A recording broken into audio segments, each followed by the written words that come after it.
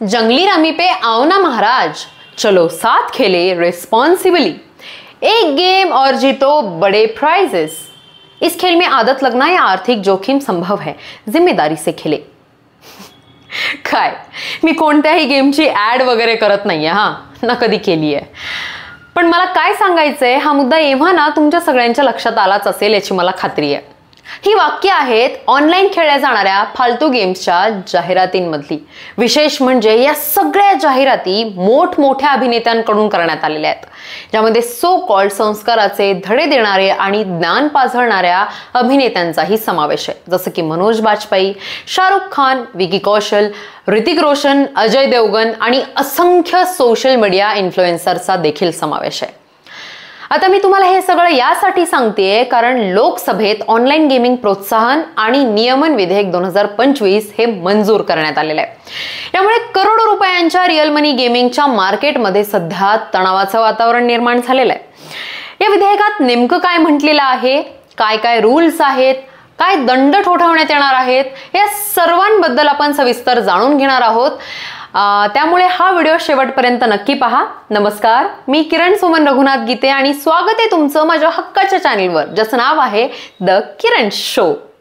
Covid नंतर आपण इंटरनेटच्या इतके आहारी गेलोय की काय चांगलं आणि काय वाईट हेही विसरायला लागलेलो आहेत। यात आणखी एक महत्त्वाचा मुद्दा बनला तो म्हणजे पैसा।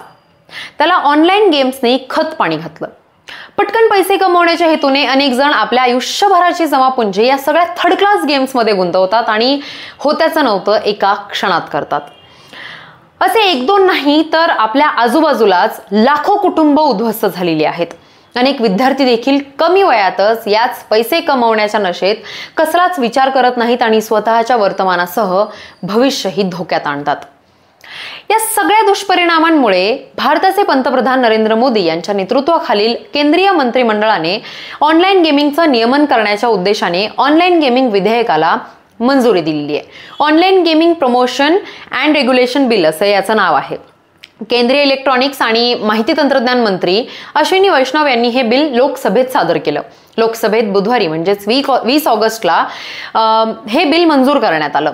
या विधेयकात ऑनलाईन मनी गेम्स आणि सट्टेबाजीवर पूर्णपणे बंदी घालण्यात आलेली आहे। याशिवाय ई स्पोर्ट्स आणि सोशल गेम्सना प्रोत्साहन देणं हे देखील महत्त्वाचा मुद्दा आहे। दरवर्षी करोडो लोक आपले हजारो कोटी या ऑनलाईन सट्टेबाजींवर गमावतात। या सगळ्या गोष्टींची दखल घेत हा कायदा सरकारने आणलेला आहे।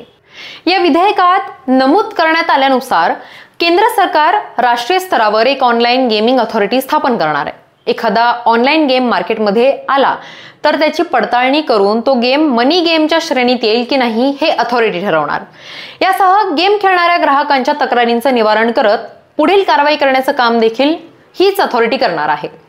यासह नियमांचं योग्य पालन व्हावं यासाठी मार्गदर्शक सूचना, आदेश आणि नियम जारी करण्याची ही जबाबदारी याच सरकार स्थापित अथॉरिटीकडे असेल।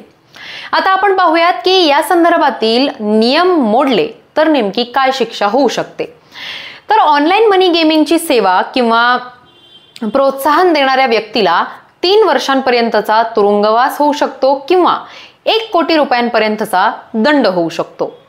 ऑनलाईन मनी गेम्सच्या जाहिरात करणाऱ्यांना 2 वर्षापर्यंतचा तुरुंगवास किंवा 50 लाख रुपयांपर्यंतचा दंड किंवा दोन्ही शिक्षा होऊ शकतात।